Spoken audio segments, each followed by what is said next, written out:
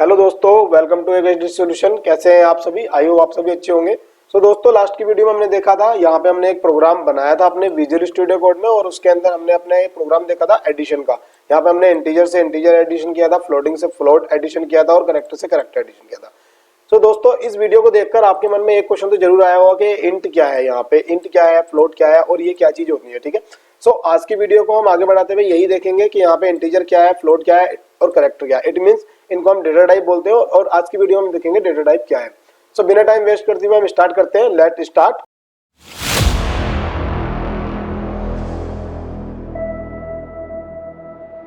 दोस्तों, मैं आ गया हूं अपने नोट्स में। देखिएगा यहाँ पे data type, what is data type. ठीक है, a data type specific the type of data that a variable can store such as integer, floating, character.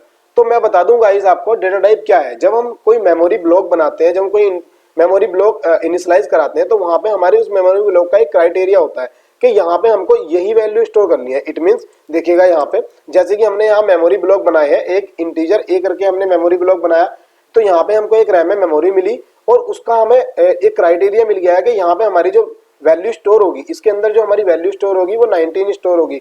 It means यहाँ पे हमारी न्यूमेरिक वैल्यू स्टोर होगी। ठीक है, उसके बाद मैंने एक फ्लोट b इक्वल टू 3.1 ये मैंने यहाँ पे एक वेरिएबल डिक्लेयर किया और यहाँ पे मेरे को रैम में एक मेमोरी मिली है, उस मेमोरी का b हमारा नाम होगा और वहां पे मेरे को एक क्राइटेरिया मिला है कि 3.11 यहाँ पे स्टोर हो सकता है। इट मींस यहाँ पे हमारा न्यूमेरिक वैल्यू के साथ डेसिमल वैल्यू भी स्टोर हो सकती है। ठीक है, और उसके बाद मैंने करेक्टर में, जैसे ही मैंने करेक्टर डिक्लेयर किया और यहाँ पे सी और यहाँ पे जेड स्टोर कर ले रहा हूँ, तो यहाँ पे करेक्टर स्टोर हो सकता है। और गाइस देखिएगा यहाँ पे मैंने अलग कलर में किया है। भाई मैं बता दूं कि करेक्टर में हम कुछ भी ले सकते हैं। अगर मैं करेक्टर में कोमास के अंदर, सिंगल कोमास के अंदर 5 भी लूंगा, इट मीन न्यूमेरिक वैल्यू भी लूंगा, तो वो भी एज ए करेक्टर ही ट्रीट होगी। यहाँ पे हम कोई भी इसके अंदर एएलयू ऑपरेशन ट्रीट नहीं कर सकते। गाइस डेटा टाइप का मतलब है कि ये जो हमारे ब्लॉक बने हैं, ये इन ब्लॉक के अंदर हम, इसका क्राइटेरिया है कि इसके अलावा हम दूसरी वैल्यू स्टोर नहीं कर सकते। लाइक इंटीजर के अंदर हम न्यूमेरिक वैल्यू स्टोर कर सकते हैं, फ्लोट के अंदर हम यहाँ पे न्यूमेरिक विद डेसिमल हम स्टोर कर सकते हैं और उसके करेक्टर के अंदर हम एज ए करेक्टर कुछ भी स्टोर कर सकते हैं। बस कंडीशन है कि यहाँ पे जो हमारे कोमास के अंदर होना चाहिए। ठीक है, और मैंने आपको बता ही दिया। गाइस अभी देखिएगा यहाँ पे टाइप ऑफ डेटा टाइप। यहाँ पे सबसे पहला basic data type. Basic data type it means primitive data type. Primitive data type जो हमारे वो डेटा टाइप जो हमें पहले से प्री डिफाइन मिले हैं। इट मींस इनकी कोडिंग जो हमारी लाइब्रेरीज होंगी उनके अंदर पहले से ही कोडिंग है, वो होते हैं प्रिमिटिव डेटा टाइप। ये यहाँ पे इंट, कैर, फ्लोट, डबल ये हो सकते हैं, लॉन्ग भी हो सकता है गाइस, ये और भी है। मैं आने वाली वीडियो में आपको पूरा क्लियर हो जाएगा।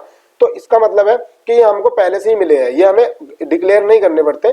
हम यहाँ पे सीधा इंट लिखेंगे, उसके आगे वेरिएबल का नाम और मेमोरी बना के अपना काम करेंगे। ठीक है, और यहाँ पे वैल्यू हम स्टोर करेंगे। तो उसके बाद दूसरे होते हैं drive data type. Drive data type का मतलब है, इनको हम नॉन प्रिमिटिव भी बोल सकते हैं। इट मींस ये वो डेटा टाइप जो किसी से ड्राइव होके आगे ड्राइव होके आते हैं, उनको हम बोलते हैं ड्राइव डेटा टाइप। जैसे कि यहाँ पे एरे है गाइस, यहाँ पॉइंटर है, स्ट्रक्चर है, यूनियन है, तो ये जितने भी डेटा टाइप होंगे ये सब बनते हैं किसकी हेल्प से? जो हमारे primitive it means base data type होंगे उनकी हेल्प से हम इनको डिक्लेयर कर सकते हैं। अब ये कैसे वर्क करेंगे आने वाली वीडियो में हम प्रॉपर आपको इसको बता देंगे। ठीक है, एक इसके बाद हमारे पास एक EMUN करके हमारा डेटा टाइप होता है, ये भी हम यूज करेंगे आने वाली वीडियो में। फिर उसके बाद आता है void data type. Void data type का मींस गाइस, जैसे कि हमारा, मैं आपको इसको प्रोग्राम में समझाऊंगा। मैं यहाँ पे गाइस, अगर मैं इसको यहाँ पे लाइक देखिएगा, मैं यहाँ पे वॉइड यूज करूँ, तो मैंने यहाँ पे वॉइड यूज करा। अभी मैंने यहाँ पे जो रिटर्न दिखाया है ये वाला, तो अभी यहाँ पे रिटर्न क्या था कि इसका जो टाइप था वो रिटर्न कुछ यहाँ से रिटर्न कर रहा था, बट मैंने इसको पहले से ही वॉइड कर दिया है। तो इसका मतलब कि पहले ही हमारे फंक्शन ने वॉइड रिटर्न कर दिया है। तो यहाँ पे भी हम वॉइड यूज कर सकते हैं, तो इसको हम बोलते हैं void data type. So guys basic मेरे हिसाब से आपको प्रॉपर अंडरस्टैंडिंग हो गई होगी कि बेसिक डेटा टाइप जो हमारे प्रिमिटिव डेटा टाइप होंगे, जो पहले से ही जिनकी कोडिंग लाइब्रेरी फंक्शन में होगी और वहां से हमको पहले से ही मिले होते हैं। ठीक है, और drive data type it mean non primitive data type, जो हमको प्रिमिटिव डेटा टाइप की हेल्प से हमें खुद यूजर को क्रिएट करने होते हैं। ठीक है, और उसके बाद EMUN करके एक डेटा टाइप होता है और उसके बाद void data type. Void data type मैंने आपको बताया। सो गाइस इसके बाद हम चलते हैं, यहाँ पे देखिएगा ये हमको एक टेबल दी गई है। टेबल के अंदर हमारे पास 4 एट्रीब्यूट्स हैं। सबसे पहला डेटा टाइप, उसके बाद हमारा रेंज, उसके बाद हमारी बाइट्स और फॉर्मेट। ठीक है गाइस, मैं आपको बता दूं ये फॉर्मेट देखिएगा, ये फॉर्मेट स्पेसिफायर है। जैसे कि मैं एग्जांपल के तौर पे आपको बताऊंगा, जैसे हम यहाँ पे आए थे गाइस, मेरे को यहाँ इंटीजर टाइप की वैल्यू प्रिंट करानी थी मॉनिटर पे, तो मेरे को format specified percent type D use करना पड़ा।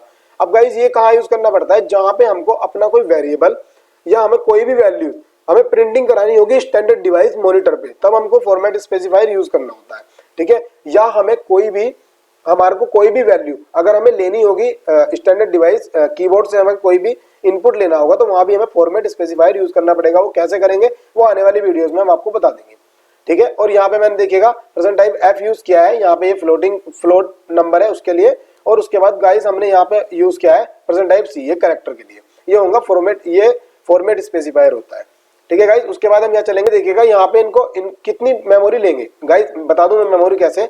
एक्चुअली हमारे पास जो रैम है, रैम के अंदर देखिएगा ये हमारा एक जो ब्लॉक बना है वो कितने स्लॉट में बनेगा, इट मीन्स यहाँ पे इसकी जो मेमोरी होगी वो कितनी लेगा। तो जो देखेगा मैं आपको बता दूं, यहाँ पे करेक्टर के केस में मेमोरी कितना होगा, 1 बाइट की होगी। करेक्टर के केस में अनसाइंड या साइंड दोनों के केस में 1 बाइट होगी। उसके बाद हम शॉर्ट इंटीजर के केस में चलेंगे तो गाइस यहाँ पे शॉर्ट इंटीजर के केस में हमारी 2 बाइट होगी। अनसाइंड या साइंड दोनों में शॉर्ट इंटीजर के केस में 2 बाइट होगी। उसके बाद हम चलेंगे इंटीजर के केस में, यहाँ पे इंटीजर भी हमारी 2 बाइट होगी। उसके बाद हम चलेंगे लॉन्ग के केस में, यहाँ पे बोथ साइन अनसाइंड दोनों की हमारी 4 बाइट होगी।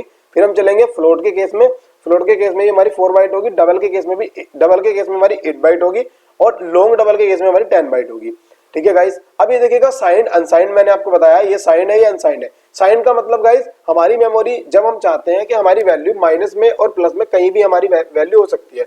इट मींस हो सकता है कि हमारी वैल्यू यूजर हो सकता है माइनस में दे, या हो सकता है हमारी वो जो यूजर वैल्यू दे रहा है वो प्लस में होगी, तो वहां पे हम अनसाइंड यूज करते हैं। अनसाइंड में जो हमारी वैल्यू चलती है वो माइनस, देखिए करेक्टर के लिए -128 टू +127 तक चलती है। इसके बीच में जो भी वैल्यू एंटर होगी वो 1 बाइट में स्टोर होगी एज ए करेक्टर के केस में। अब साइन के केस में गाइस मैं आपको बता दूं, साइन के केस में क्या होता है कि ये चिन्ह ये जो हमारा साइन है इसको प्लस करने के बाद इन दोनों को एडिशन करके जो हमारा आता है वो 0 टू एडिशन तक चलेगा। इट मींस 0 टू 255 तक यहाँ पे होगा। तो जो हमारी वैल्यू हमें लगता है कि हमारी वैल्यू पॉजिटिव में हो सकती है। एक्चुअली जैसे अगर हमें स्टूडेंट के मार्क्स स्टोर करने हैं तो मार्क्स कभी माइनस में नहीं जाएंगे, ठीक है, तो मार्क्स हमारे पॉजिटिव होंगे। तो वहां पे हम क्या लेंगे, अनसाइंड ले सकते हैं, हमारा अनसाइंड में हमारे मार्क्स वहां पे जाएंगे। उसके बाद सेम ऐसी इंटीजर के लिए है, अनसाइंड साइन का केस सेम ऐसी है। और गाइस मैं बता दूं ये बिल्कुल फिक्स नहीं है, ये आपको रटना भी नहीं है, ना ही आपको ये याद करना है। हाँ, ये जो फॉर्मेट स्पेसिफायर है ये सी लैंग्वेजेस में ये बिल्कुल सेम है, ये आपको याद करने होंगे, यूज करने होंगे। और याद करने की भी कोई नीड है, जैसे जैसे आप यूज करेंगे आपको खुद ही याद हो जाएंगे। और उसके बाद गाइस मैं बता दूं रेंज हमारी होगी जो हमारा कंपाइलर होगा उस पर डिपेंडेंट होती है हमारी रेंज। यहाँ पे देखिए गाइस मैं आपको बता दूं कि ये हमारा जो ये टेबल है ये 16 बिट के कंपाइलर के अकॉर्डिंग मैंने ली है। अब यहाँ पे 32 बिट का कंपाइलर होगा तो उसके लिए थोड़ा रेंज हमारी अपग्रेड हो जाएगी, और 64 के लिए होगा उसके लिए थोड़ी और अपग्रेड हो जाएगी। तो ये डिपेंड करता है कि हमारा कंपाइलर किस टाइप का। सो गाइस आज की वीडियो में डेटा टाइप आपने देखा, और यहाँ पे इसके एग्जाम्पल मैंने आपको बताए कि जैसे कि इस टेबल में मैंने आपको एग्जाम्पल के तौर पर बताया कि क्यों कैसे यूज हुआ था, ठीक है। और उसके बाद गाइस मैंने आपको ये टेबल दी है, टेबल आप यहाँ पे राइट डाउन भी कर सकते हैं, ठीक है। और गाइस सो अगर आपको लेक्चर अच्छा लगा हो और आपको समझ में प्रॉपर आ रहा हो तो आप लाइक करें, शेयर करें, और गाइस चैनल को सब्सक्राइब करना बिल्कुल ना भूलें, क्योंकि अगर आप सब्सक्राइब कर लेंगे तो आपको नोटिफिकेशन मिल जाएगा ऑल वीडियोस का, और सबसे पहले आप देख पाएंगे। Thanks for watching.